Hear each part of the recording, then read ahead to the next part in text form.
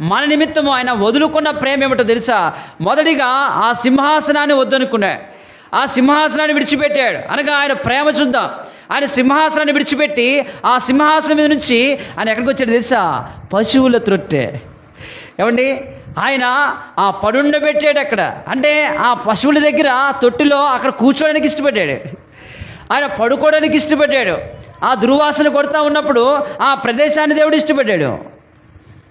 ఆ తర్వాత ఆయన పైన తలపైన ఉన్న ఎలాంటి కిరీటం అంట, ధవలంతో మెరిసిపోతా ఉన్న కిరీటాన్ని తీసి ఆయన పక్కన పెట్టి ఈ భూలోకంలో ముళ్ళ కిరీటాన్ని దేవుడు పెట్టుకున్నాడు. ఎందుకు తెలుసా? ఆయన ప్రేమ వెల్లడిపరుస్తా ఉన్నారు. ఆయన చేతులు ఎలా ఉన్నాయో తెలుసా?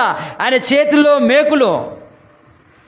ఆయన ప్రేమ వెల్లడిపరుస్తూ ఉన్నాడు. ఆయన చేతుల్లో ఏం కనబడుతుందంట? మేకులు కనబడుతూ ఉన్నాయి. ఆయన పాదాల్లో చూడగా ఆయన పాదాల్లో కూడా మేకులు, ప్రక్కలో బల్లెపు పోటు, వీపంతా కూడా నాగడి చాల వలె దున్నబడింది. వీపంతా కూడా మొత్తం అంతా నాగడి వలె చాల వలె మొత్తం దున్నేసేవారు.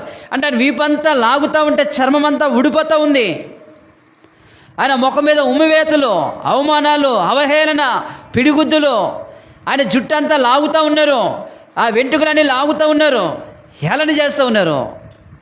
ఆయనను ఆయన కోపగించుకోవాలా, ఆయన ప్రేమను వెల్లడిపరుస్తూ ఉన్నాడు.